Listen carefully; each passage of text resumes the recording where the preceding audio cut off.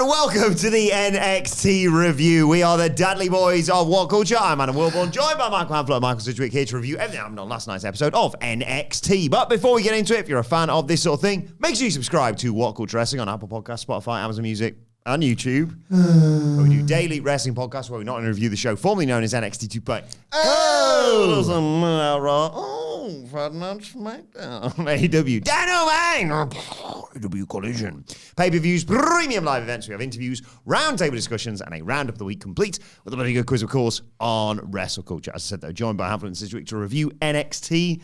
Nice to have normal service on this podcast resumed. A bit of respect for NXT. Your thoughts on last night's show? Well, I thought it was a vast improvement on last week. Okay. And I don't think Sidge will disagree with that statement, but maybe we will. I don't know. I just thought it was a major step up from that. Last week was diabolical. And I seem to recall the week before wasn't so great either. So, right direction. Heading back in the old right direction. Some stuff is bombing so hard, dying on its ass so spectacularly, I actually fear for the characters involved, especially considering they've been central to NXT for 4 years now. But the manner in which they're being left out there to die is becoming striking. Otherwise, good show.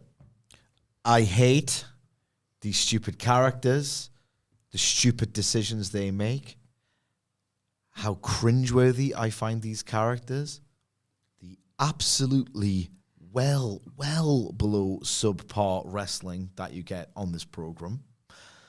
And to top it all off, I didn't hear no Tony Fumble chants in the main event. And with good reason, because Christ. Oof. Now, it was vindication for me, the main event segment, but we will get to that in due course, probably at the end. Yes. I had a good time watching this show. I thought it was a brilliant showcase of the female talent they've got all across NXT. Not really, but we'll go on. Some of them. Yeah, you've got some phenomenal talent down there. It's the most stacked women's division in all of wrestling. I mean, it was a brilliant showcase. It's the most women's division. And, some fun developments that we'll get into, no doubt. Let's dive straight into it because, yes, this night was all about Evolution Eliminators to see who's going to get to the four-way next week to see who'll face... it's one of Fatal Influence, actually. They were in the main event, all three of them, actually. So there was former North American champion Fallon Henley was there. Jasmine Nix was there. Oh, it's the champion. It's JC Jane. More on her in a while. But we started off with a bit of a legacy feud in NXT. Jada Parker versus Thea Hale. Thea jumped Jada as she was making her entrance and slammed her head against the ring apron. But Parker fought back when they got into the ring, sent Hale face first into the middle rope. Thea came back, dived onto Jada, and then hit a high crossbody and an exploder suplex for two when they got back in the ring. But Thea got chopped in the throat, and there was a snap suplex and an inverted suplex, and 2 count. Following this, Jada rolls to the outside, Thea follows, and Jada charged at her, but Thea dodged, and Jada went into the ring steps to take us to a break. When we come back, Parker's trying to hit her finisher, but Hale counters and puts her in a Kimura. She's trapped in there. Parker tries to get to the ropes. Hale does a nice gator roll to maintain control. Parker powers to her feet. Hale still has the hold applied. But the way it was done, Jada Parker actually tapped to the Kimura, but the referee was on the wrong side. Hale started celebrating, thinking she'd won the match, but the ref hadn't seen it, and Parker hit the Hypnotique to get the 1, 2, 3. I didn't mind this, and I can't make my mind up on the finish. It's cheeky, this booking. Clever. Because you've got what you want in terms of getting Jada Parker into the bigger match. But you obviously have to run it back, and then they'll probably do the 50-50 where Thea Hale's won, and that's irrelevant. So the rub-or match becomes who wins the Fued or whatever. And Thea Hale, it's weird. They have done this with her before, where they've established her Kimura as quite deadly, lethal, and yet she never wins the big one. So she's got this kill shot she ain't killing nobody with. And I don't know if that's good booking or not, because she's so young and inexperienced that it's almost like, you keep making that little mistake because of your inexperience. In this case, it wasn't playing to the whistle. Like, she celebrated prematurely, whatever. Prior to that, it was the sort of the stuff where she was wrapped up with Chase U that cost her making that final leap to winning the title. Yeah, she fought Roxan Perez, yeah. Yeah, so there is a bit of continuity with Thea Hale's growth through NXT that I quite like watching, and they have put the work in with the submission hold. I think I'd have rather they just actually had her go over here, because they were trying to do something with that main event where they were, like, we've joked about it, but like Jordan Grace was always going to win. Then she's going to win the 4-way. Then she's probably going to win the title. And I thought they were trying to tell a story in the main event of, well, like, anything can happen here. And there was a certain tone of that across the other eliminators, but it would have been stronger if Thea had actually just won, because this idea of, like we're jumping ahead, Zarya getting beat was a bit of an upset as well. I would say Lash Legend beating Kehlani Jordan was a bit of an upset. So then when you've done all these other ones, it's like... We picked it, didn't we? Can't remember. You did. It was yesterday, so... Yeah. But in terms of experience and ability and where they've been, you know, and I think that seemed to be a theme in the Jordan Grace match. And I thought it would have been a story better told if Thea Hale had actually just won here. But it's because they're trying to get everybody over at the same time. I thought the work was fine. Like, I'd got a bit of investment in Thea Hale. I like Jada Parker too. Yeah, it's a bit of a chase you hangover with Thea Hale, and Jada Parker was already over. Yeah, I think it was, thinking of a match like this was what had me so shocked that you were just this disgusting wrestling show, Hamflett. Because I thought they were decent. Here's the thing. So, am I right in recalling that at the start of the show, they do the recap of, well, here's how the Eliminators were set up, and then we got to the first one? Yes. First of all, seeing Zarya in the crowd, arms folded, licking lips, trying to do the meme. She is one of the most cringeworthy characters in all of professional wrestling. It's worse because when they try and normalise her, it's just as bad. Drama! Doing TikToks last week, it's like... And think of the ground that covers. In terms of the actual action of this match, usual caveats apply. There's barely any live events, house shows. They are in a completely and utterly dysfunctional system for talent development, which will again rear its ugly head later on. In terms of the actual action in the body of the match, genuinely halfway impressive at points. Like, Jada Parker showed aggression, urgency. I got a glimpse into why she's cooled off in recent months in parallel with let's just sign loads of internationally honed talent. And that's so true as well. Yeah. Like, October was when we were like, Jesus, they've really got something. She cut a promo where she was like swearing and stuff. Yeah. It was like, oh God, I don't care that you're off the rails here, because it feels real, it feels authentic, it feels like I don't want to trifle with this person. So you got a glimpse into why she was getting raved about as a future prospect. Bit of urgency, bit of nastiness to her work. In contrast, correctly in the babyface role, look at us. Yeah, this is way too earnest. Thea Hale, I like the fire. She's still got the fire. I like latching on with that Kimura. Like, it's really, it's kind of smooth, and I just feel like she'd get you. If you were in that context, she would get you with that move. And that is so rare for this turn-taking, struggle-devoid NXT house style. So the actual body of the match, I didn't have a problem with, actually. It wasn't blow away great. Do not ever go out of your way to see it if you only keep up with the program through these podcasts, by the way. But, you know, if you do endure it, certainly not one of the worst matches you'll see all year by any stretch, right? The finish.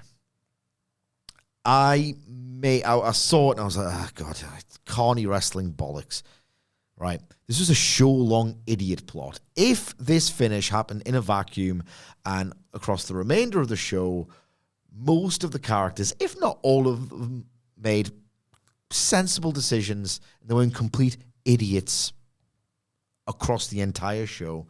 I might have thought, right, okay, human error happens. God knows I've seen enough of it in the Premier League and my genuine sporting life. But the referee not being able to see or position themselves to see both hands when there's a submission going on. Why am I even talking about this? It's NXT. But it became such a theme of stupid characters I can't take seriously doing stupid things to advance the plot. A total night-long idiot plot. The entire show, quite frankly, is an idiot plot masquerading as a terrible emulation of professional wrestling. But I just found it particularly egregious last night or this morning. I thought it was a clever finish. I thought it was I mean, definitionally stupid because... I mean, it's literally happened in the UFC, this. Okay. Where people have said, was it Francis Ngannou, Nicholas, who said, I felt a tap in a big title match? I mean, I've seen it in Not wrestling Francis before. Ngannou. Alistair Overeem is who I'm thinking of. I've seen it in wrestling before. Very clever. Very clever. I like that you've pulled some context for that. Okay, well, I look forward to the Godfather comparisons when we reach the family later on. Don't you worry. Oh my God. Oh. As I said, like maybe... Godfather 3. Maybe it is permissible on a show where dumb characters didn't make dumb decisions continuously, but we'll get to all this. Elijah is talking to Briggs and Inamura in the back. Briggs can't wait to get his hands on Trick Williams in first class. Inamura says, yeah, they're due for an ass kicking. And Elijah's not happy with first class. They're the worst, and they're making TNA look even worse by teaming with Trick Williams, who continues to disrespect the lineage of the TNA World Heavyweight title. Sickening. He's off to tune up his guitar. And Hank and Tank, hey, the tag champs are here. They join. And they say, hey, how about you have a shot at the tag titles? And Obafemi walks in, and they put over his brilliant match, as we all saw, with Jasper Troy last week. Oba says, look, he's a strong guy, but I show why I was the ruler, and no one's taking the title from me anytime soon. And then he bumps into Trick Williams. Both got belts, champ, but Trick is flaunting his gold in Oba's face. I like this because it set a tone for the night, and it was a tone that I appreciated, and it was a tone that reminded me of the time that DX beat up Jim Neidhart and sprayed WCW on his back, and that tone is the Fed's the best. Right, there was several segments tonight where I was like, TNA? No, that's shit. And I like that tone being kept consistent within my product, thanks very much. And this was the first set. There's a better one, best one, later on. But there was a couple in the match. There was a couple in the backstage segments. Just everybody knowing where everybody stands. And that's TNA all the way down there. You look like shit on the bottom of my shoe, boy. And you stink like it too. Made me feel good. Sixer, get the Sixers out of here. Sixer, get the out. I had not much to say about this. There's a better one later. Like after What it is? It's the promo backstage. Like you could Oh, yes, I do remember. give the TNA title. All right. Yeah, I remember that. You can if you want it though. Oh, maybe I will. Not much further to add other than, my God, only when you see them collaborate is it apparent just how format, aesthetic, stylistically, just the entire philosophy of TNA, especially in recent years, it's light fed, light diet fed, wish Timu fed. Like, Elijah is meant to be drifting into the NXT locker room. Timu A. Yeah. I like it. Meant to be drifting, shockingly. God, he's back in NXT after all these years. Within 1 second, it's like he never left. I said it before, I'll say it again. Probably next week, Tuesday and Wednesday. It's not as if it's like Ring of Honor Combat Zone, is it? No. You know what I mean? Not one bit. Not a bit. Tell you what, Private Party coming straight in here. Straight In here. Do you know about this? Have you seen this? You I've heard seen about this, this? yeah. That's happening. Aye. That Can't is wait for them happening. to stagnate further by doing not enough live shows and whatnot. In their fit. I'm Shots not and being all that. funny. Like they are custom built for this. Yeah. NXT/NXT TNA relationship. Just straight in. It's anybody in it at Little this bit. point. Who Do you want to be wrestling furniture? Get yourself down in Florida. Get yourself to the Fed. Is there anyone at this point? Well, evidently only the good ones. Like the good ones that actually stick around in AEW that you might think, oh, that might be interesting. No, we don't want them. The only ones that have outlived their usefulness, we'll take them if you like. Signing policies. Like, it's just they're setting the standard filter to 0. Yes. I don't like it. Britt Baker would be interesting. Yeah. Britt Baker would be interesting. Yeah, I think it's all like bollocks, though. Oh, it is. It was brilliant. Coach said a little stuff, and then Fight for Select said, wrong. Facts. It was brilliant. 2026, I think. I still think it'll happen, but Yeah, we said long term eventually. We're getting nothing till contract year. Yeah. Contract season. Yeah. I would just, at this rate, I would just let her go now if she wanted. Like, let her go now. Look what they've done with Mariah May in that main event. Go. Leave. Headline night 4 of a buy one, get one free extravaganza. I don't wish to make locker rooms awkward because I have previously said the only person I wouldn't mind jumping would be Adam Cole. And like, it's one thing where like, I'm sure they're friends and that, but it's like, yeah. But with the state of play as it is right now, I wouldn't do the Bischoff thing. Who wants to go? Loads of them. Right. Not all of you. Yeah. But, just forget I said that. Yeah. Just forget I said that. I wouldn't do that. But Not you. I wouldn't do that. Kenny, put your hand down. But if someone who I've got no interest in using, who's completely at the same time outlived their usefulness as a character, who might not necessarily be the most popular person around, whose performance levels have declined drastically since 2020, 2021. And if they say, I would like to go, I'll say, well, drive you there myself. Sweet, we're getting Mox. Nice. Do you like Marks now? That's a good He bit. will. I like Dean Ambrose. Never left. The agent of chaos, one might say. Yeah. Anyway, we get a hype I package. bloody love the Shield to get back. I think that'd be awesome. That'd be so... Seth Rollins is in it, so how good could it be? WrestleMania 40, there was that 1 minute where we were like, oh, Dean Ambrose is back. I love how that Everybody was in the like world collective thought, dirty. what?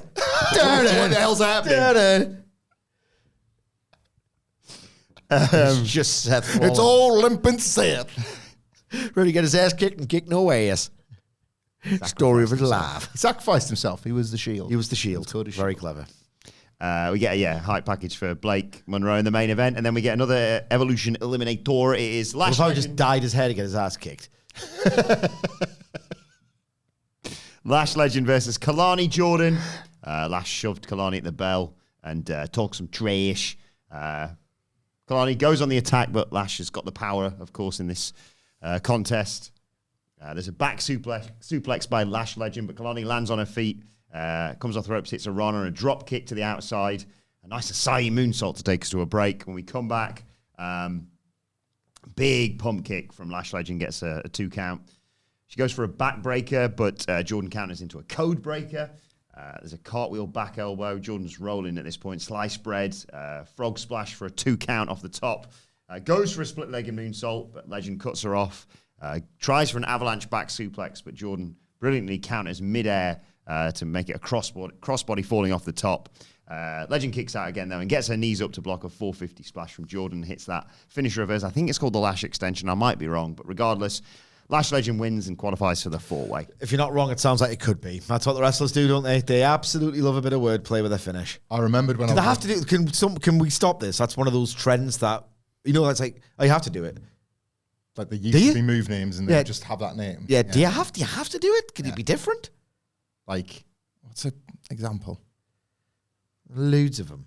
Tatanka had the fall away slam, and it didn't. It was a while before they like changed it, and it was when he was a heel, and it was like the end of the trio, and that was a bit nasty. But fall away slam was just fine, and then we learned what a fall away slam was, and that was it.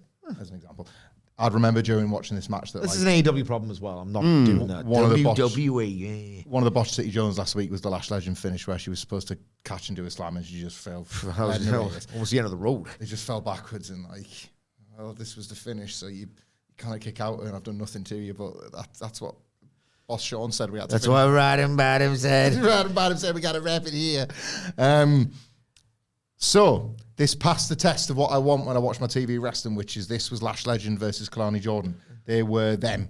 And I like that because in WWE it's even worse. Well, in NXT it's even worse than in WWE, which is even worse than in AEW, which is the wrestlers are sometimes not permitted to be themselves. They are permitted to be wrestlebots. And I like that about this. And I thought this scanned as an upset. I did. Lash Legend getting this win. Like this, we're not that far removed from the metaphor. So Lash Legend is early into this heel push.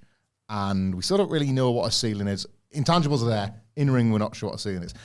What I didn't like about it was what I continue not to really like about Kehlani Jordan. I don't know what goes on in the Performance Center.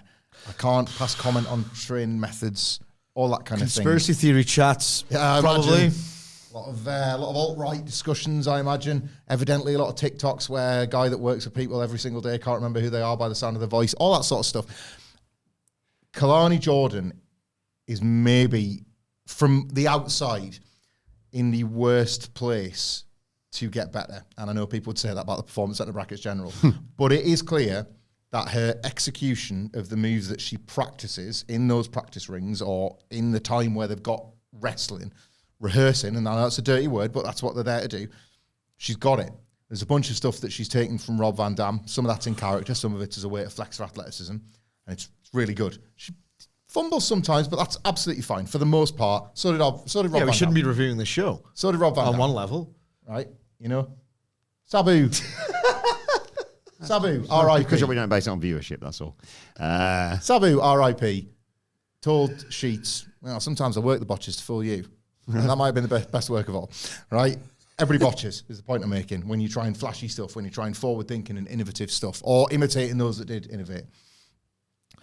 The matches she has at this point increasingly are so reliant on the bit where Kehlani Jordan does one of her flashy moves that I am worried she is going down like the Logan Paul route.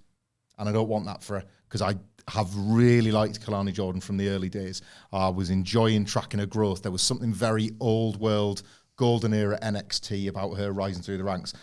Not the only one, as we were talking about the kind of, we started saying we've got the best women's division in the world, we best sign some wrestlers to prove it, who seemed to suffer a major setback by that. I think she needs to be on Raw or SmackDown working with more experienced people. She needs to be learning how to thread the old needle psychologically, because the moves are starting to overwhelm the meaning and the emotion. And I find that frustrating, because I worry that another year doing more moves, she's going to nail that Van Terminator or something. And you're like, bloody hell. But like Logan Paul nails the buckshot most of the time. And how much of his match is starting to feel like a waste of time. Yeah. I will say that, one, it's funny that in order to develop as a wrestler, you need to extract yourself from the in-house developmental center of training. I will also say that I thought it was my favorite part of the show, this. Like, again, not much in the way of struggle. It was nothing you wouldn't expect. I share, well, not his concerns, because I don't give a toss, but I share his thoughts on, you know, where it's going to go for Kehlani Jordan, like that. We are where we are, and they don't really teach or even encourage substance, you know, realistically. I know we joke about Sean and the looking at the hands and that, but he's one of the best ever. Like, you got to impart that. You got to impart what wrestling is. Like, beyond, I know people mock his drama. No. He's one of the best ever. You've got to figure out how to get through to people what it actually is, what wrestling really is. But he doesn't believe that anymore. He's come out and said, both him and Rotten Bottom and Levesque have both come out and said, look, we would do this differently if we were doing it to our tastes, but they are doing what they think. And to be honest, if you look at, like, they are doing well in CW, like WWE's massive. They are giving the people what they want, but they do, at least from my perspective, hey, it's just one guy, just giving his opinion, they are doing what they think young, thick, unrefined, classless people think they want to see in pro wrestling. I don't think it's like a love letter, nothing like that. That it's a job to them, and they are doing what they think young people with their terrible attention spans. Hey, Sean, they're just on their phones these days, the smartphones. You ask me, they're pretty dumb. That's what they're doing. That is what they're doing. So that's why I don't think any of this stuff gets prioritized, even though to our sensibilities, it should. All that said, it's this empty calories bit of, I've got 8 minutes, bleary-eyed, I'll watch this. I'll watch this slop, I get paid for it. There was some stuff here that I really liked. Like, Kehlani Jordan does have, sometimes but not always, that sense of, if you're going to do a convoluted setup to a move, with this totally extraneous cartwheel, for example, I, at least in my head canon, want to think, because obviously no one would ever do that in any fight, NXT, Raw, SmackDown, AEW, all the companies, right? All of them. You wouldn't do it in a fight in anyone.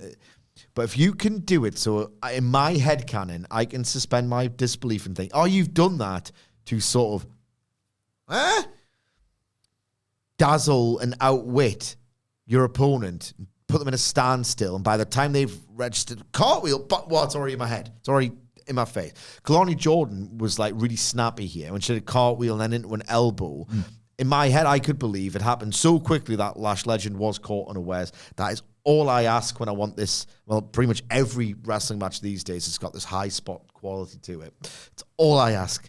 If you're going to take the piss, which all wrestling does by definition, make it look like it would dazzle you momentarily. I thought they did a good job here. Continue to be impressed by Lash Legend. I hope as well, because there was no evidence of it here, although the defeat is a worry, I really want them to abandon the clear heel turn that seems to be happening for Kehlani Jordan, because they're doing it again. This. It's going to go bad. It's the NXT testing year. You thought you were going to go to the main roster. We've got a better idea. Now we're going to make you do the complete opposite, and it couldn't possibly go wrong, Wesley. They're just. I really hate that they do it. Roxan Perez might be the rule-proving exception, because I don't. Braun. I don't think Bron Breakker's NXT heel run prepped him for the main roster at all. The opposite, I would say, is true. Look at him now. He's a babyface hiding in a heel stable, having gotten over. When he was tweenering, what really got him over was babyface cool stuff like the spear and the jumping onto the table. And now he's we use the Batista example because that's what's happening. They're showing you that this is one day when he's away from Seth, the arsehole. He just gets to be a cool guy that embraces your cheers. When he was a heel on NXT, you were getting 20-minute control Goldberg 2003 main events. And it was Baron Corbin saved him. Yeah, Wolf Dog's got him back over as a babyface again. Roxanne Perez, I'll give her the credit of being a prodigy across the board, because she does seem to pick up stuff and figure it out. Still Stumbo Bumbo on the microphone. If you look, she doesn't speak anywhere near as much as, say, Finn Balor in these Raw promos, and they've identified that. Kehlani Jordan's a really natural babyface. Don't try and squeeze it out of her in a failed attempt to make her perfect at everything. There's no need. Talk about tits or something. Should we talk about tits or something? You sensing this is? It's just very earnest. Well, I think the show welcomed it. That's what I mean. I thought this was okay. I mean, it's going to get real dumb real soon. Okay, I hope so. Following this, we get a recap of the D'Angelo family drama. Told you. All the goings on with Tony D and Stax and Luca and what have you. And Tony's backstage. Luca walks up. Tony asks where he's been, and Luca says, I've been here. Tony says, I've heard enough. I'll see you in the ring. Storms off. Go to a break when we come back. Just stop storming off. Ask 3 more questions, Buffy, or so, and you might get all the information. He wants it out there in front of the people, that's why. Yeah. This is what I was talking about. The referee to the D'Angelo family, and there's another example later on. Either watch the show or don't contrive things just to create this really vapid level of tension. He wants this out in front of the people. That's why he's done this here. Okay. Famously, mafia people like to make their work as public as possible. No, he just wants to hold him publicly accountable. He's fans of the family, and they'll be able to tell. He won't be able to get. There's no getting away from it if look me in the eyes in the ring and answer the question. This is the sort of material that sort of, I guess, postmodern-y, meta-y sitcoms have been taking the piss out of for, at this point, decades. Of if you just don't get your wires crossed, it's very easy. You just ask questions or you stay in frame for 3 seconds. This sort of thing wouldn't happen. The beauty of this is it's far more complicated than that, because the paranoia has taken over Tony as so much, as we'll see throughout this show. It's a wonderful, weaving story that they take us on throughout this 2-hour episode. Like a narrative spider web? Yeah. Tapestry. I sort of I'd say the family's a sort of narrative Big Bang for NXT. Tony's in the ring. He says, "Oh, you see, as the Don, you have to be aware at all times. You got to keep your head on swivel. You got to be aware of enemies coming at you from every angle. You have to be aware of being stabbed in the back. Now, a few months ago, Stack stabbed me in the back. The Riz went into hiding. Luca got clipped off, so I thought. Oh, you see, I don't know what the hell's going on right now. Up is down, down is up, whatever. All I want from Luca is his trust and his loyalty, and I'm not getting it. So, Luca, get your ass out here. We're going to talk man to man." And out comes resplendently Luca Cruz. Handsome guy. Yeah, he's a piece, isn't he? I need your help later on for another bit. Okay, I'll oblige. Whoa. Dear, is this really how you want to do this? Oh, yeah, it is. Listen to me. You're going to lie. You're lying to all these people out here. Justifying the moment being out there. But Tony, I'm not lying to you. Okay. Then what happened when you and Stax in the desert? But Tony, I told you. We got out of an SUV. 2 guys zip-tied me, put me in the trunk of a car. I didn't know how long I was there for. But then they stopped and let me out. Stax has joined the Death Riders. Let him go, Stax. Oh, what did he say to you? This Staxer looked into my eyes and told me it was my lucky day. Then he takes my phone and leaves.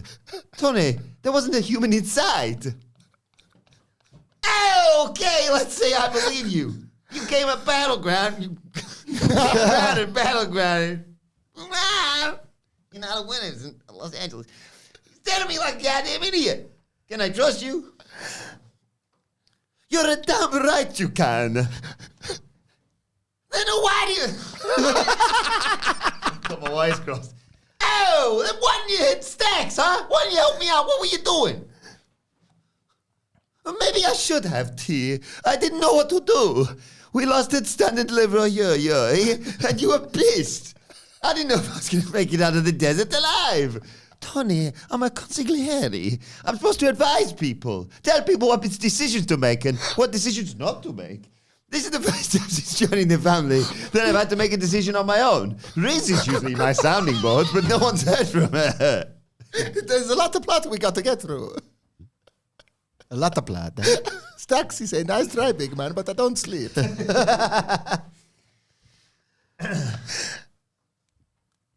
Okay, all right. Enough. Listen, the eyes, they never lie. Look at me in the face right now and tell me, are you with Stacks? Just remember where this goes. You wanted my answer? Tony, I promise you. Tony, yeah. Stacks has come out. I couldn't tell. Yeah. Terrible. You're still out here seeking the truth, huh? You're pathetic without me. You got the truth. You just don't want to accept it. Luca's your consigliere and you don't believe him. Luca, in all the years we've known each other, have I ever not believed in you like Tony Diaz for the past month? Have I ever questioned your loyalty? Luca, there's a reason I saved you from the desert in Las Vegas. It's because you'd never be good enough for Tony D's consigliere. Luca, you know what to do next. And Stacks and his terrifying heavies hop up on the ring apron. Just some dead bags from the bar down the street. Stinking losers. They're all kitted out. They jump up, and Tony D thinks Luke is about to betray him, so he turns around and calls him a son of a bitch. But For the second week in a row. but they start brawling, and Luke is helping him. He's brawling with Stacks. Stacks' Look at my legs. And the Don and Stacks are obviously fighting. But Luca grabs Stacks, goes to punch him. Stacks ducks. Wham! Luca hits the Don to end this segment. Now, if you were Luca Crusifino and you weren't a moron, you'd think, last week it looked like I was about to hit him with the crowbar. Yeah, you f***ing mind, crowbar. But you see, you'd probably think, I need to do everything necessary to make it not look like I'm about to hit him. It happened again, boys. I'm sorry. Idiots, morons, stupid, vapid idiots. I can't believe I'm watching this. You self-professed consigliere of the D'Angelo family. You earn it and nothing. Did he, Brett? I don't watch this Pop.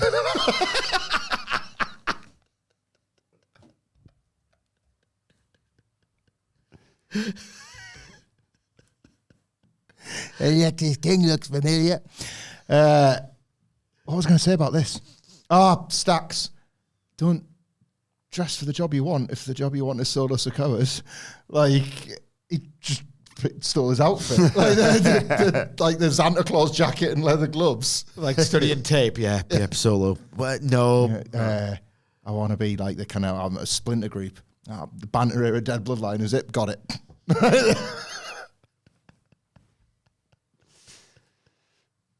Anything else you want to say about this? I loved your reading, mate. Thank you. Genuinely. I need your pops help me. for another bit later. Okay, pops me every time. Put substantially more investment into this than NXT does at this point. We've picked this up for a few weeks. I thought this was a weak for the Don and the family, but then what happened later on happened. I thought, you son of a bitch, I'm back into it. What I wouldn't give for seeing right now on NXT, Riz? The inside of a restaurant, maybe. Like, just a sense. I went back to Chase U this week. They did. But that tells me where the money and the time has moved. Like, it's Why would Tony invite him to his restaurant if he doesn't trust him? He's in a circle, is he? Right now, he's paranoid. He's probably... You're right. The holed ring. up at home. You got to think big picture stuff here, mate. Come on. I'm sorry. You're right. Yeah, the ring was the best place for it. If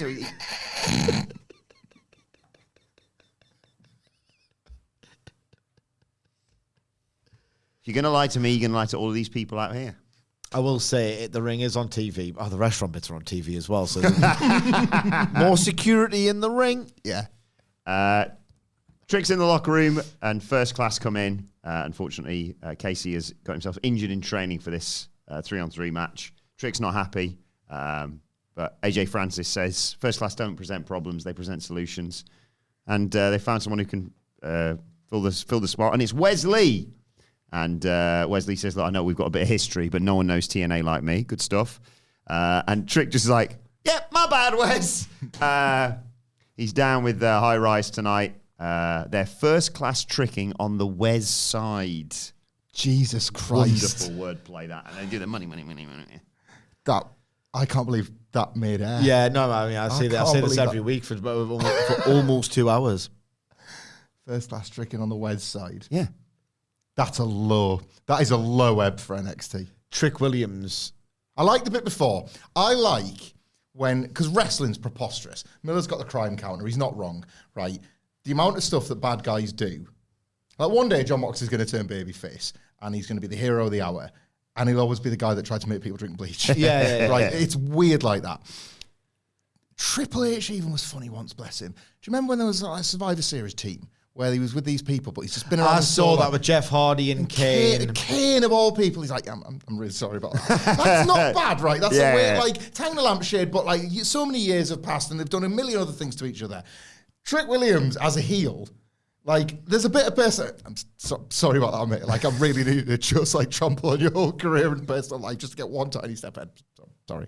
Like, I don't know. I think that's like decent. I don't hate that stuff. You gotta own that. Can I have? I feel like, Oh, don't hurt me. sacrilege corner because I hate Kane. He's Yeah. on my Mount Rushmore forever. I hate Glenn Jacobs. Kane was quite good at, like, you know when, I can't believe I'm comparing Brian Gewirtz to this, but you know when, like, Homer would be clever for a bit. It was like out of character but good. Yeah. When Kane would just suddenly become really human. Yeah. And just deadpan say, this preposterous thing happened He had to so me. much of his life to deadpan, didn't he? Yeah. So much of that career. It was kind of good stuff. Yeah. It was kind of good stuff. Like that's that Team Hell No skit with Shelby. I was like, yeah, I guess it all began when He was quite good at just like sending himself up or the character up. I shouldn't have And he had burnt the my family home down, and I should have at least told my brother that I was alive for 20 years. And like, there's so much stuff to mine if you want to straight face that. He And, was like, he was very good at it. Actually, Yeah. it was the only good thing you could do. It's the only good thing it was you good for. you needed 10 years of abysmal law. Yeah. That then you could rip the piss out of. Yeah. Like, It's not worth it, but it happened. Kane's a weird one because I slagged Kane off on a Chatty Faces or whatever it was a while back. And I said, like, great choke slam, amazing entrance. What else you got? Yeah, exactly. And people are like, oh, you're so wrong about Kane, but presented no answers. Oh, no, Can't. No, Can't. they can't. People love Kane, though. People love Kane, bro. Remember when he came back and had that series with Balor? What year we talking? Oh, my God, 2018? 2017. 2017. One more title run for Kane, if you ask me. Jody Reddit was fighting for that No, he title. deserves it, man. Everything he did for that company, man. Longevity, who's been ruined? So what's weird about Kane? Who's been around longer than him? So what happens with Kane is that, like, we see Kane as a guy who's a monster of the week who got lucky. Undertaker loved him. He'd been fighting Kane's all his career, but this one stuck and the story was And they tight. got on as well. That's Yeah. all your brother and little brother. Here you get it, Kane. Because we're playing brother on the TV. I never heard myself a joke that works on two levels. How would his friends have reacted when he told the story about coming up with that joke? How would they have responded, the group of friends together? Welcome to the BSK. Remember, there's a later now. Mind your manners. Mind your manners. It's JC Jane. Forgot about that. So yeah, like Kate to us, monster of the week, done good, and like every now and then, I suppose, Undertaker's brother starts going to buy you a lot of storyline mileage. Austin brings audiences back. So they just haven't watched. They don't care. And they'd never been that asked about The Undertaker in the first place, otherwise they wouldn't have switched off for all those freaking years. Yeah, exactly. Precisely. they Great switch back point. on, and Great it's point. Well made. And it's like, Red Undertaker with a better tombstone. Brand new. So Kane, just day one, I've switched back wrestling on because I've heard about Steve Austin. Who else is in this wacky cast of characters we call this crazy world of wrestling? Well, there's Austin, there's The Rock, there's Kane. The Undertaker's still kicking around, whatever. Like, Kane's like the third or fourth on the podium, above like some good wrestlers. Like, it's crazy how it goes. But then that's it. Like, then if they're 1998 people, they're just like, Love Kane. it's like treating like me and Sidge looking like Mr. Perfect or something. I was his favourite, their second favourite. He's pretty good too. That's who Kane is to them. But that's what happens. A lifetime of loyalty to old Kana. Those Canaanites. Yeah. Weird. That's how it happened. Well, let's head to Chase U next. Back in the classroom where we belong. And then out the class. Or is it? Yeah, it was. This needed that Well, Saved by the Bell sad music, didn't it? Like at the end. And then the crowd, the studio audience. Yes, Mr. Chase welcomes to the class Cale Dixon and Uriah Connors. We get a nice montage of them sticking their hand up, basically. But Mr. Chase says, yeah, we've got a strict curriculum here at Chase U. We lead by example. Whilst my teaching methods are not normal, I do have the best intentions. Cale and Uriah, mainly Cale, keeps trying to interrupt Mr. Chase during the lecture. He says you got to bleed black and red. Like Kane fan? And that Chase U needs to be your priority and be prepared to thrive under pressure. He says, this is a... Teachable moment! Teachable moment! Chase U doesn't adjust to you. You adjust to Chase U. If you want to make it in this world, you have to get tough. And in that exact moment, Cale Dixon and Uriah Connors go, all right, this is for us. And just get up and leave. And Mr. Chase, understandably, he's like, what the hell's going on? Cale just grabs his stuff and leaves. And Uriah goes to leave and says, what a shame, Mr. Chase. Mr. Chase, Andre Chase just goes, what the what's going on? A couple of funny F-bombs there. Zach Morris, freeze frame, if I may. What is going on? They campaigned for weeks to get Andre Chase to reopen Chase U. Yes. Then they bought him... But that was an excuse to just go on a beaver hunt. Right, yes. I will accept that. And they're not going to, go and sort of exterminate any sort of pests. They're going to successfully have sex with lots of big-titted co-eds. Yes. But they did buy Andre Chase. Beavers, rodents, I don't know. Oh, they're useful to create dams. Did he ask you what the deal with beavers is? Nature's architects, aren't they? Yeah. Are they? Nature's architects, yeah. little Seth Rollins running around.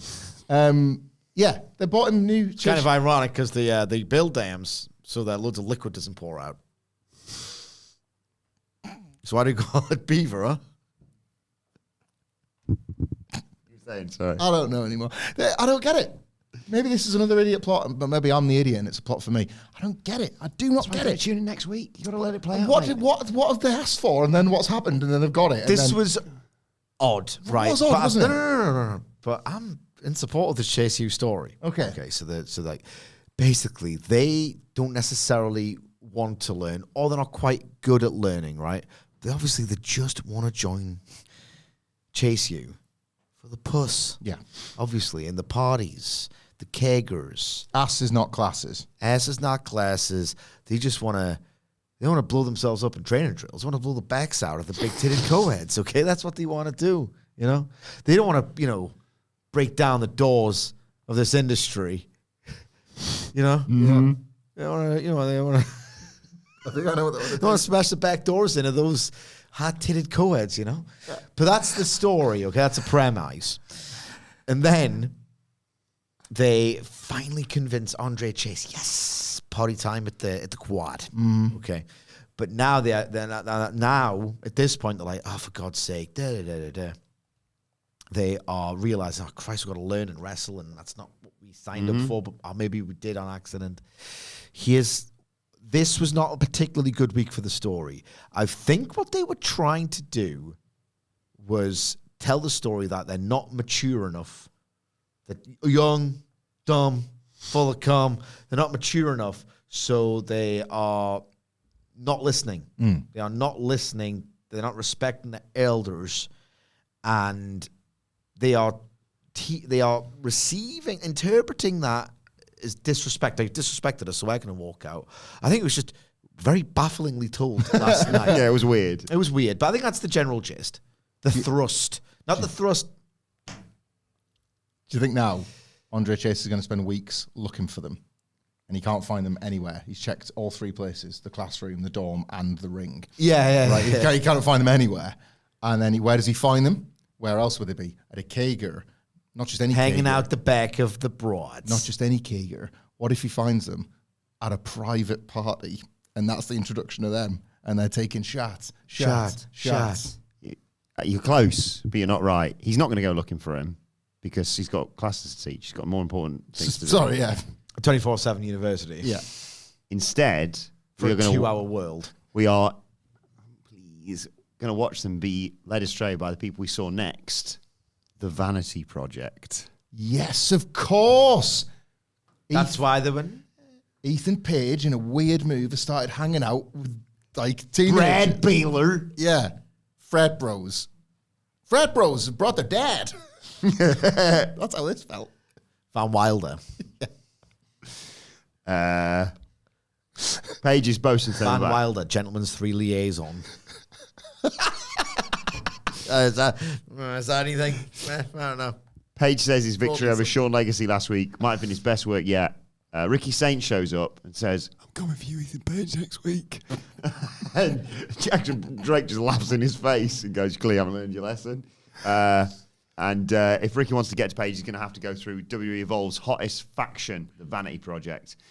And then Adonis Lee, I didn't see him there, but he just popped up. Ashante the Adonis is like, "Yeah, why are you always angry, you prick? Maybe you can't get the job done. Maybe you need to look around the landscape and realize that this is a numbers game." By the way, whilst he's been saying this, Vanity Project and Ethan Page have left, and Ricky Saints is like, "Yeah, you ain't got any numbers with you. I'll see you very soon." Yeah. You're right. Him versus Adonis will be a good match. That's where they're going to turn up. You're right. Going to start hanging out with the Vanity Project. On this, very quickly, Ricky Starks, I understand what they're going for. The cool guy who does cool promos, he can't do that because of his larynx. What did he say last week? I can't even My remember. man... My man can't even use his larynx. That's the story. It's good stuff. And I get It's it. the plot. If he... Like, I still wouldn't do this. I would just have him talk every week and talk me into the building, talk me into watching your stuff. That's... I'm just a simple guy. He's Ricky Saints, not Ricky Steamboat. It's the kind of guy I am. It's like butter in my ass and a lollipop in my mouth. That's just the kind of guy I am. But, I understand what they're kind of going for. Like, oh, God, hopefully my man can use his larynx next week because he's cool at promos. Has he cut a great one yet in NXT? I don't think so. His first one was all right, wasn't it? Yeah. The whole "you know why I'm here" thing, and that was about it. The subtleties in which he was debuted, better than Scott Hall in 1996. That's according to Eric Bischoff. What? Not remember. He said the subtleties in which he debuted. Don't know what that means.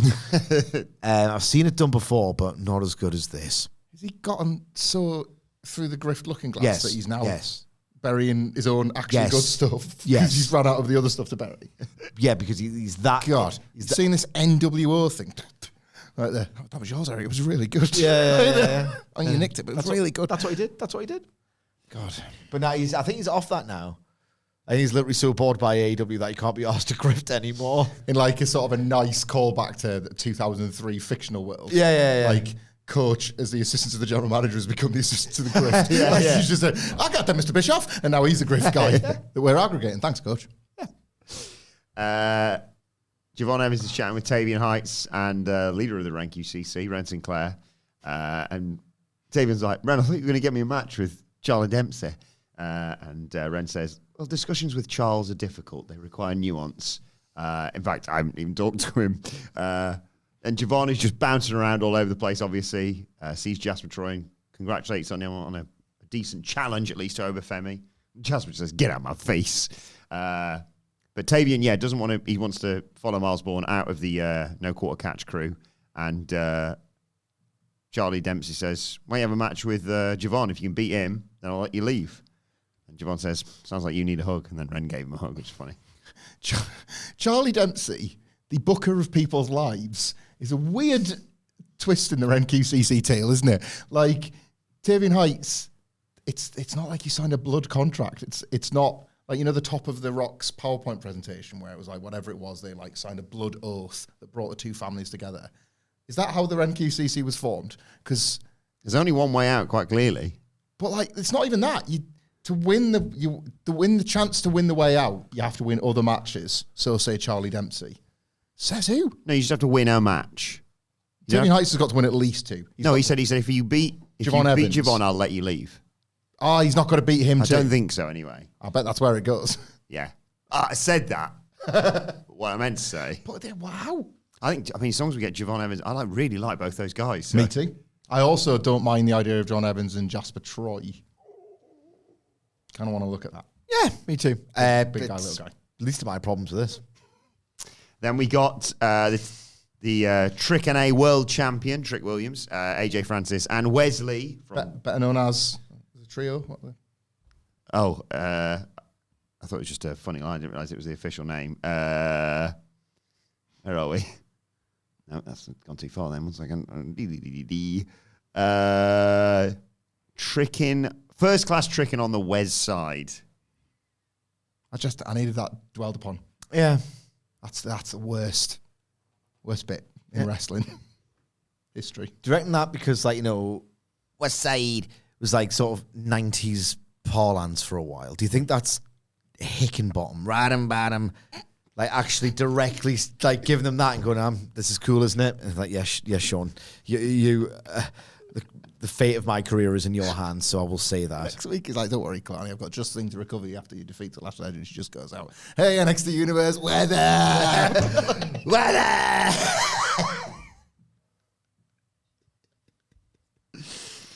Trick Williams, AJ Francis, and Wesley versus Briggs, Inamura, and Elijah. I don't think about 90s things now. I know, yeah, I couldn't get that. Elijah went old school early on in here for a double knee drop for 2. Sucking up to the creative team. Seen that? The dead man wants in at the top table. Yes. I got a few ideas, Paul. Can you imagine a wrestling show booked by The Undertaker? Match 1, coffin match. Match 2, buried alive. Match 3, I kick your ass. Match 4, Kane kicks your ass. Match 5, bones on a pole. Bottle of Jack for the winner. Elijah hit a big elbow drop as we went to Match a break. 6, me and Kane go to Broadway because we're both as tough as each other. It goes 60 minutes. It's a match of the year. Kane, take the pedigree on your knee. Don't give that guy too much respect. Inamura's in trouble when we come back from the break. Match 7, I kick your ass again. Redux. Never heard of it? He fights back against What is that, French? AJ Francis. AJ hits a spear for 2. Inamura gets the hot tag to Briggs. Elijah tags in after Trick gets in there as well. There's a twisting suplex for 2, but Wes and AJ break it up. Lee hit and then it all went wild. Lee hit a spinning heel kick. Briggs sent Lee out to the Match outside. 8, it's BSK versus the Click.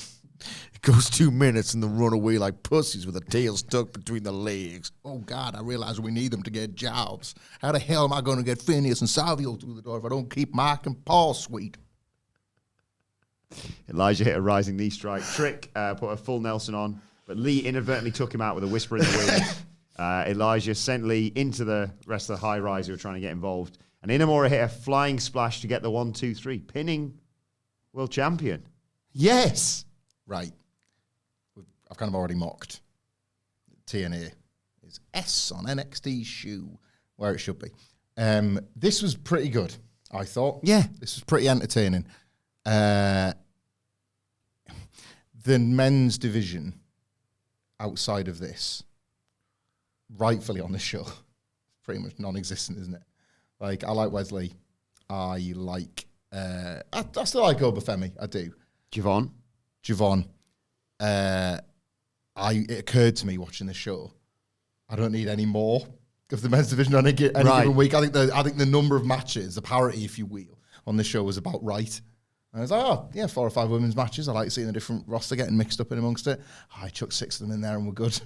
This is maybe why I was higher on this one from an in-ring point of view, because I wasn't subjected to, like, Sean Spears doing his player manager stuff or, like, Ethan Page throwing it down, Kieran, and like that. Just chuck them all in there for a nice middle of the card tag match. NXT's history with male 4-way. So we're going to get to the point where I'm like, see, just looking at my notes here. It's just the one men's match on NXT. Might be for the best, is what I'm saying. I was left with a, refreshed view on the men's division, and then I was looking back thinking, because it was only like 10 minutes of it and we were out. When this match wasn't just there, it were diabolical.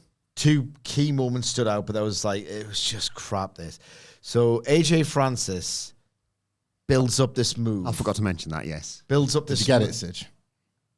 Did you get the joke? I did like the first bit because he kind of got me. It's like him again. But then it's a cell phone because I can't remember who's in the corner, but AJ Francis like building it up like, yeah.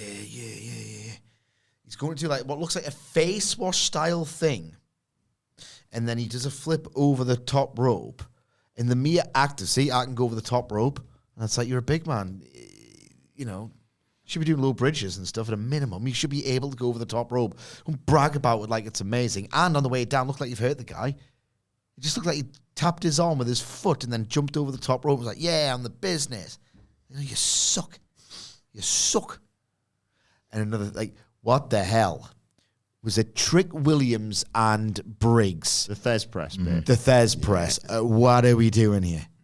This is fire the trainers. What are you teaching them down there? Give it Shibata to the end of the season. Yeah? Because who's training these guys? I know who it is. It's Terry Taylor and Matt Bloom. Yeah. But get someone else. No one's smiling. People like him. Yeah, he's not very good at his job, evidently. Think it's time to move Bernard on. That man does like an appraisal. Just like Seattle.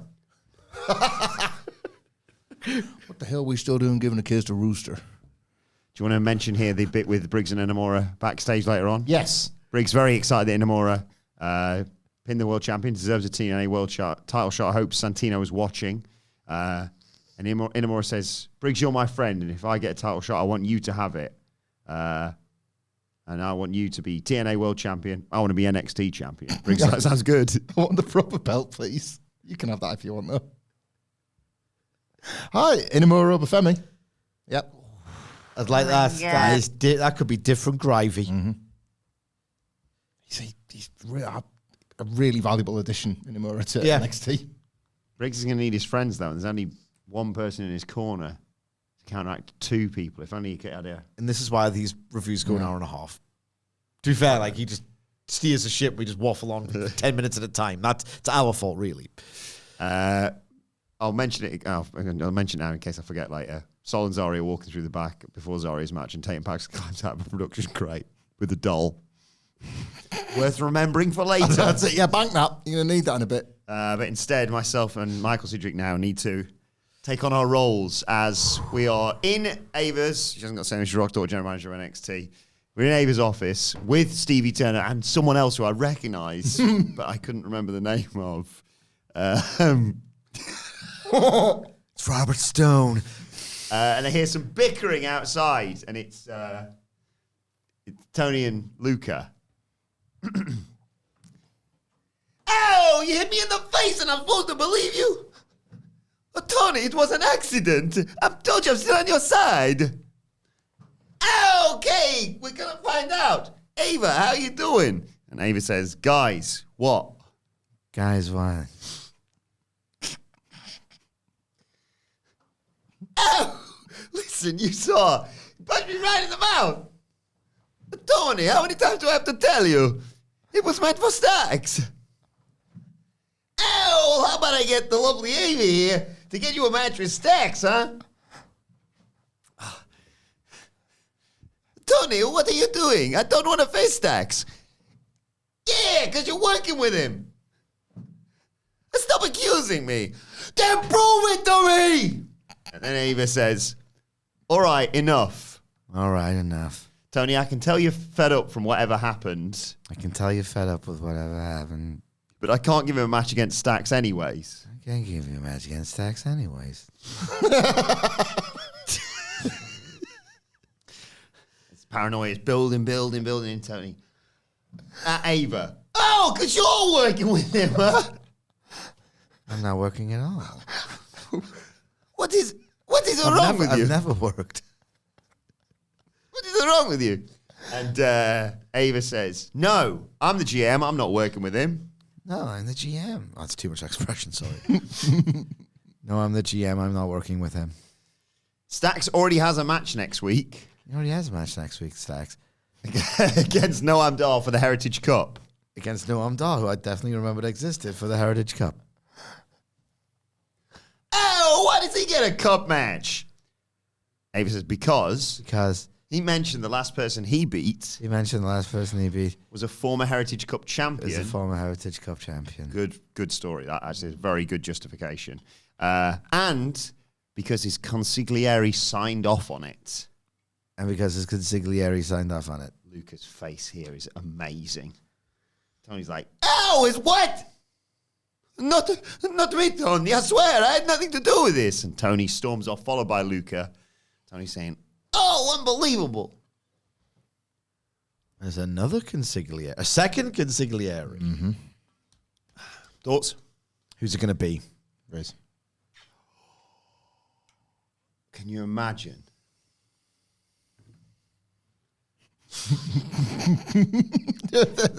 Oh no, we've used all three hand signals. I mean, There's no poses left to cycle through in NXT. I want to see Evil Riz. Run out of water. Yeah, I want... What? Run out of water. We just, you on the record. Don't lose my voice. You're not the grass. You don't need it constantly. What are you, the grass? He's definitely not the grass. They're the ones that reply in the comments when you're not on an AEW review. Someone needs to take it seriously. Walking out there. Oh, he's gone all the way down. We'll know that he's filling the water bottle up because we'll hear the whirring noise that cuts through. Oh, we did hear it. There was the water machine, So- which definitely clarifies. Well, that- he's deflected accusations accusations. of having an affair this week, I suppose. Hey, Stacks. how's it going, guys? Good to see you. Not gonna be in a bad mood. I'm in a pretty goddamn good mood, huh? You hear the big news? Huh? You've got a consigliere. Well, not only that, got myself a match for the most biggest prize in all wrestling. Yeah. I forgot you added a lot of extra value to that Heritage Cup. It's a big. That was Wilbourn. Oh yeah, no, they all did, didn't they? Yeah. Tony had it, and they sacked when they were nice times. Where are my manners, by the way? We're 18 days into the month, and I've forgot to wish you a happy Oral Health Month. Hey, Sidgy, what's the deal with oral, huh? Well, it just pertains to your mouth. Good to know. I actually found out that, lions... As it pertains to your mouth. Between the hours of 9 and 10, we'll only do sucking and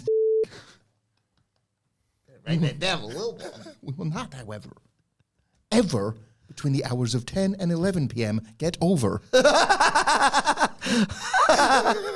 Until that Mick Foley gets his fat ass in MSG.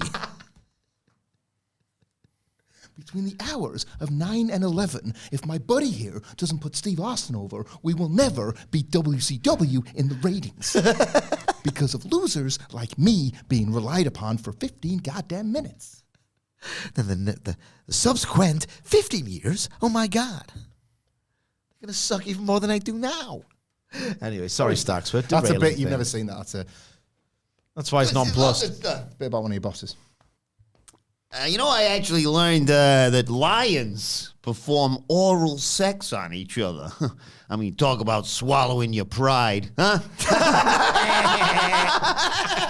That's good, Dad. That's good. 3 questions, 3 jokes for you. Yeah? Sidgy, how is getting oral sex from an ugly person a bit like bungee jumping?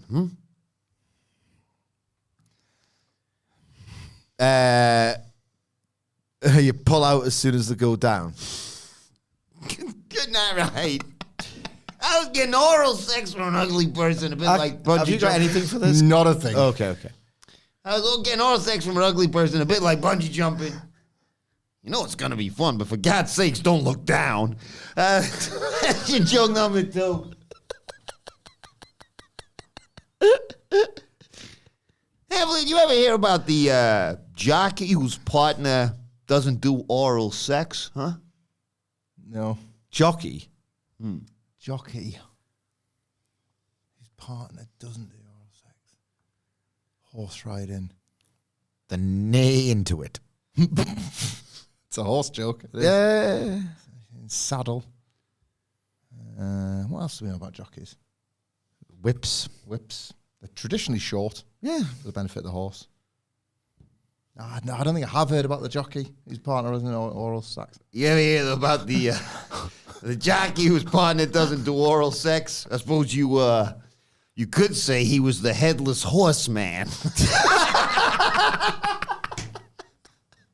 Good. I like these jokes today. On a roll. All right, they're a bit blue. Maybe the next Tell one. he's in a good mood. Yeah, he's in a good mood. They're a bit blue. Maybe I can tell the next one to James. Tell this one to James. Hey, James, what do oral sex and smoking cigarettes have in common, huh?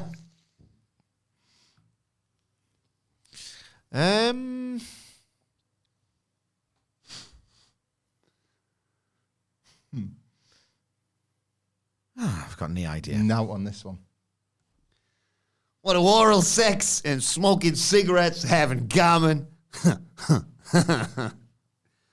The flavor changes when you get to the butt. See you later, guys. Oh, dearie me.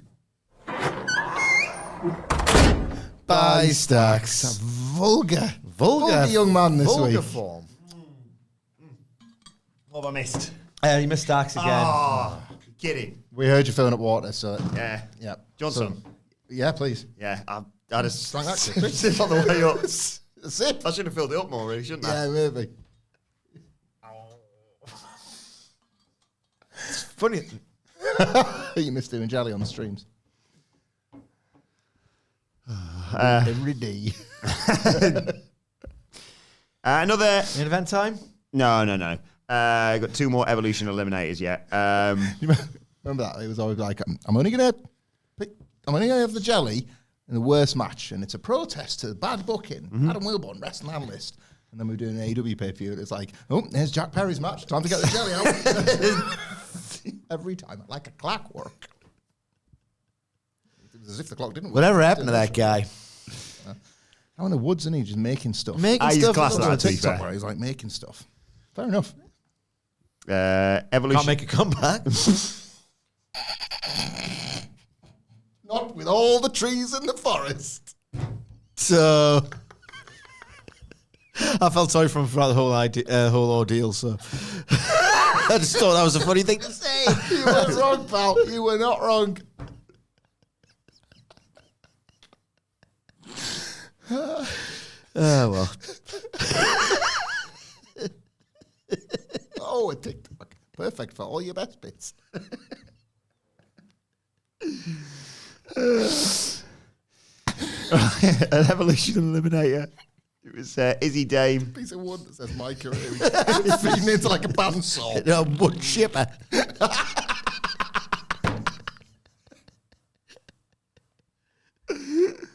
Well, there goes that dream.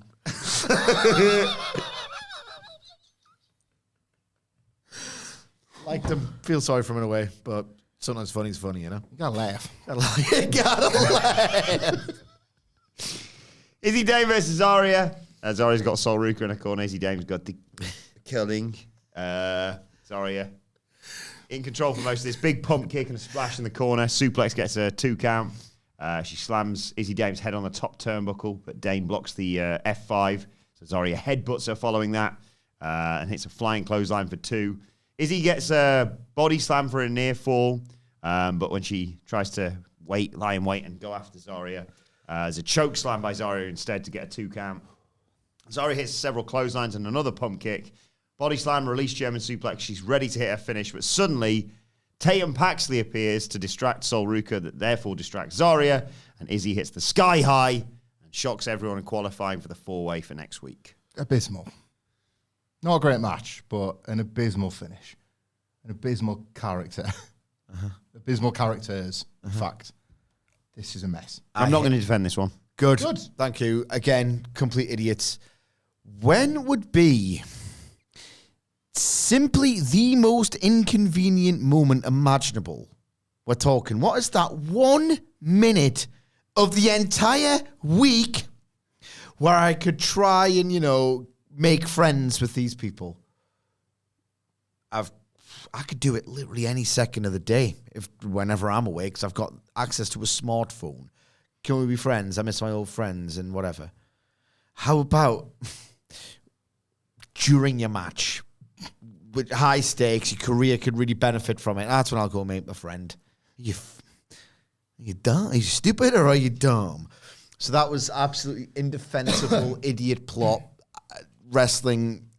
Wrestlers only live 2 hours a week stuff. The worst, most egregious example in recent memory, right? Zarya. Those are the noises she makes. She was like pounding her chest at one point. What is she though? She's like they were knocking out TikToks with her and Saruka. You stupid If they idiot. like tape and they put her in the TikToks as Izzy Dame. You stupid idiot. I think it's very clear who she is. She's got some killed Mad Max. Everyone knows that. You know when her and Saruka were playing. Sweet Valley High, Beyond the Thunderdome. Hang on, we have to play this.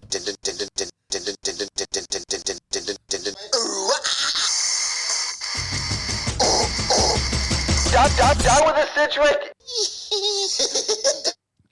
Did you see the game they played last Pathetic. week? Cringeworthy, ick, pathetic. To test their friendship. They were testing their friendship on a TikTok. Was that the one where they were in the locker room and all the fight kicked off? It was brilliant because it was like we found a new way to film a locker room fight that happens every week, and they were playing a game where it was like, right, the game is we've got to be so best friends that we've got to think of the same word, right? I have seen this on. Why don't you play it? We played it last week to poor We effect. had 3 attempts and it didn't work. Is it like you both say a word and then you're 3, like, okay, 2, what can 1? No, it was like 3, 2, 1. Bleh, and you say It's the like same not word. 20 questions. Yeah, I think I know. I think not It 20 could be, questions. and it could be Because, any word. because Any they word in the landed world. on drama when there was all this drama in the I background. did see this, yes. But like they should have just got like Saruka should have thought it through and should have just gone with and Zarya would have said that too and they would have nailed it first Yeah. time. First try. Think of a word. Got it? Think of a word. Yeah. Got it. 3, 2, 1. Boobs. Right, and then wait, now what are we doing? No, you do 3 because that's just the rules of our do they have games. to, like, are you trying to connect? Right, okay. Right, do it. No, you don't have no, to just random words. No, right, Okay. Try and do a bit of telepathy. Okay? And I'll just filibuster here while you've got the telepathy going on. Okay. I got mine. Okay? Yeah. 3, 2, 1. Gooner. Teapot. Oh. You did goon for a teapot on today's news. So we're you're quite close. to get Close. Oh, I think we've got this. Foreplay, bit of foreplay. Think of a word. Bit Got of it. telepathy. You got a word already? Yeah. Yep, got one. Me too. Yeah. 3, 2, 1. Chips. Disney. Oh. I was going to go for chips in a second. Anyway. Yeah, Zarya, I can't watch her. It's weird, isn't it? Well, you won't have to now because she lost in the Eliminator. Yep. Sol tells her everything's going to be all right. I don't think it is. I think she's going to attack Saruka and then going to feed Yeah, the that's, yeah. Then we had the Briggs in Amore. No, you have the title shot. And then it was Jordan Grace versus Lola Vice. Jordan Grace has new music. Ugh. Thoughts? Bad. Yeah. I Real- don't real pay. bad. I must be on my phone or something. I've seen people kick off about this. Well, because she had the TNA theme, it like came with the sirens, and it was like it's accompanied her. Oh, just no, I remember that. Through her getting over, and that's what Def Rebel does, doesn't It's it? to say like, it ain't over until I win at the start. And then it's like, meow. Meanwhile, I've just been vibing to Lola Vice. If you want to come and get it. I'm like, oh, I love that tune. See that people in the audience? I was like, yeah. 5:45 in the morning in your house. Yeah. Did I or did I not do that standing in the You did that. He did that. Jordan Grace is wild in here. She hit a top rope stunner early on. Vice held her own though. Windmill kick, shoulder kicks. She posed to the crowd, hit a running hip attack, and talked some smack to Grace as we go to a break. When we come back, she's got Grace in a guillotine. But Grace gets out of it. DVD elbow drop for 2. Jordan Grace is getting more and more frustrated. Slams her down. tries something else, but Lola catches her with another guillotine. But Grace just powers her up and slams her down to get out of it. Goes to the Juggernaut driver that gets blocked. Lola fights her off as they go to the top. Lola goes for an armbar and hits that awesome spinning punch that she has to get a really good 2 and a bit count, basically. Lola goes for a sort of knockout blow, but Grace counters into a wicked-looking stretch muffler suplex, and the Juggernaut driver gets Jordan Grace the 1, 2, 3. Yeah, like, didn't pull up any trees or anything like that, as opposed to Jack Perry. But it was, good. It was. Solid Jordan Grace I like watching win. these two work together. Maintenance booking was a word we used earlier on. I would say that was the case for Jordan Grace here in an entire series of events that feels nailed on for her to succeed in, I would say. I think they've got better in them, personally. It was okay. That makes it one of the top 10 NXT matches of the year. So, Noam Dar talks about the Heritage Cup. He said he'll do it for nearly 800 days, and he's going to keep it that way. I hope he doesn't next week, to be honest. yes. I know we're not friends anymore, but he's still.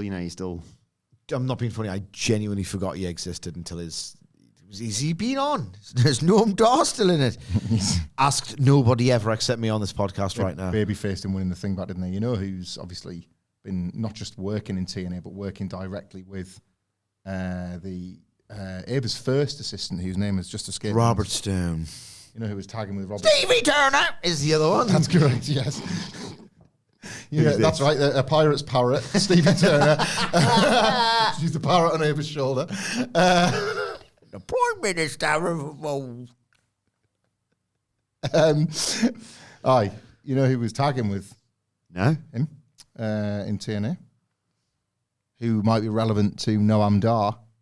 Who's the only character? Oh, Alicia Vaux, I do remember. So there you go. Walking I'll through get the her old back. I love Alicia. walking through the old revolving Dow. Next Or week. a legend role as well for her. Bring her and, what was it? IRS, and who was the other one? yeah. Tanker, Hanging whatever. out backstage drinking normal drinks at NXT. Main event time. Contract signing for Blake Monroe. Oh, dear. Ava Agree. says she has the best women's division in all of pro wrestling. And I mean, folks, where's the lie? And the hottest free agent is set to join it. She introduces the glamour, Blake Monroe, who says, "The moment you've all gushed for is finally here. This is the best women's division in the world, and I've been dreaming of hopping into bed with this kind of talent in that women's locker room. It's no secret, WWE has always been my dream. Now I'm here. This women's division is all mine because the glamour raises the bar, turns head, and redefines what it means to be a star. So, ladies, I'm sure you're listening. The spotlight is now firmly on the glamour, Blake Monroe." And she signs the contract. Sidge, unless she's on about just feuding constantly with Wendy Chu, I don't quite get it because they don't wrestle in a bed. It's a No. ring. They're wrestling a wrestling ring. No. You've been caught out by the classic double entendre. She can have lesbian sex with him, it sounds like. Got it.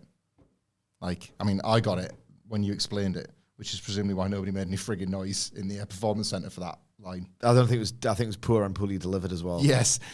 This Mariah May business is the most friggin' TNA mid-2000s pilled. Blake Monroe's in the NXT zone of, you haven't got any of the interesting copyrights, you haven't got any of the interesting character details, and then you put her with some regulars, and it's like, oh, she's been here 20 years. This is friggin', like, God rest his soul, Andrew Punisher Martin, 5 years after Test was over and you can't even say Test, turning up in the Impact Zone with a bunch of fans that are like, oh yeah, it's just them off the other channel. Suppose they can hang around with the baby faces like they've been here all along. So shockingly poor. This was this Blake Monroe rollout. She feels like she's been here 20 years, let alone 2 weeks. Doesn't feel like a star at all. The value has just vanished. Like aura that was out the ass that was still. When she was with Tony Storm, we said this on AEW reviews all along. I don't think this is a certain promos. Remember our first live promo?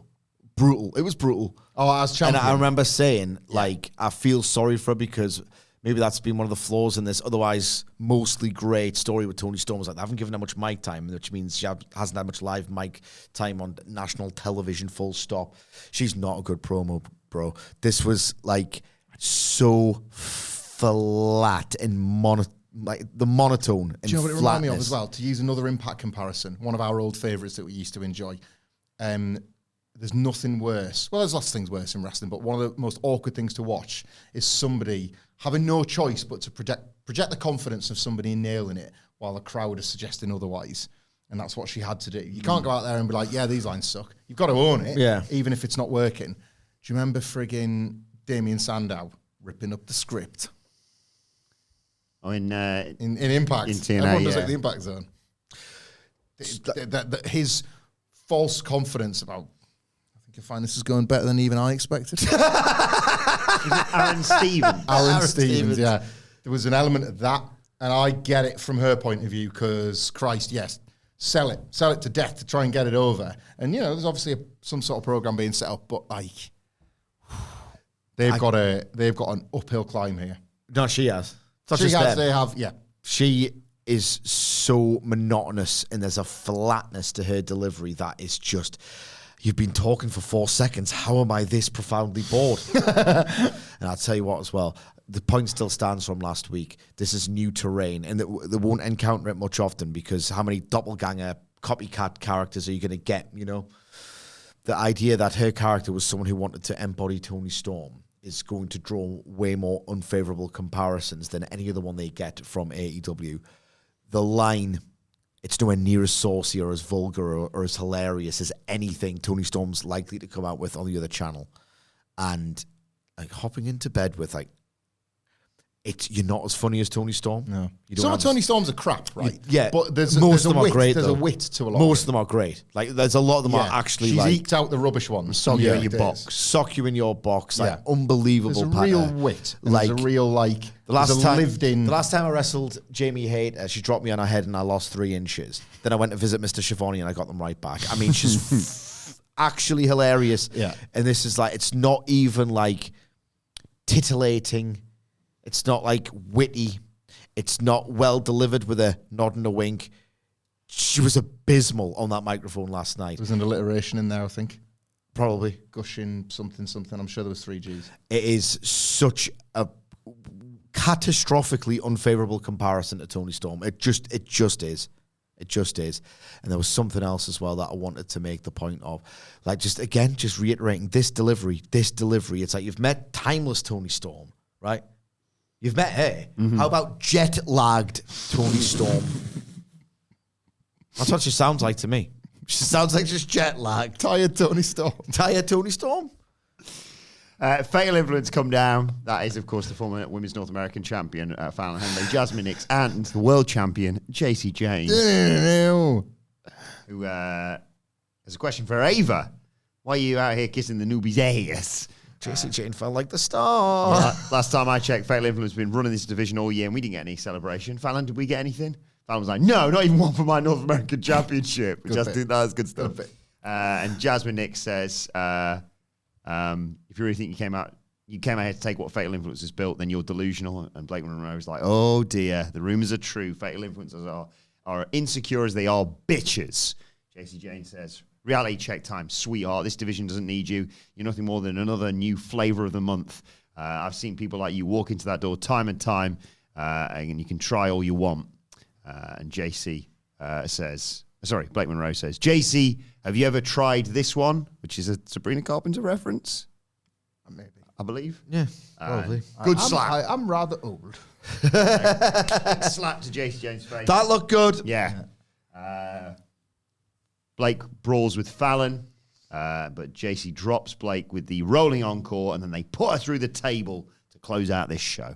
Fallon Henley's something to do. I don't think they're going straight to JC Jane, so that's fine. What was a bit extra on top of the things I didn't particularly like about this end segment was that when they And he's a great first opponent. yeah. But it was at this moment that I realised that Blake Monroe was a babyface. Because that wasn't particularly well illustrated before. It was like, well, here's the 3 top heels just to let you know where everybody stands. Because it wasn't like a promo illustrated that, or the character, or anything, in fact. She's got such heel qualities. Yeah. But that's fine. If you play her as a heel, I will say, like, one of the most bold, wild swings, sometimes the missed, of a storyline with Toni Storm to go from that. Yes, the slap was there in the ring. Mariah May's got the goods most of the time, right? So probably will all be fine. But to go from last carriage on the promo train to getting put through a table in a contract signing. I mean, what next, guys? She's going to welcome us to Mariah Night Raw. Go through all those tropes is what I'm trying to get at, gang. Just with some humour. It's slop. She's doing slop. She's going to be in the mid card if she's not ready. If she's lucky.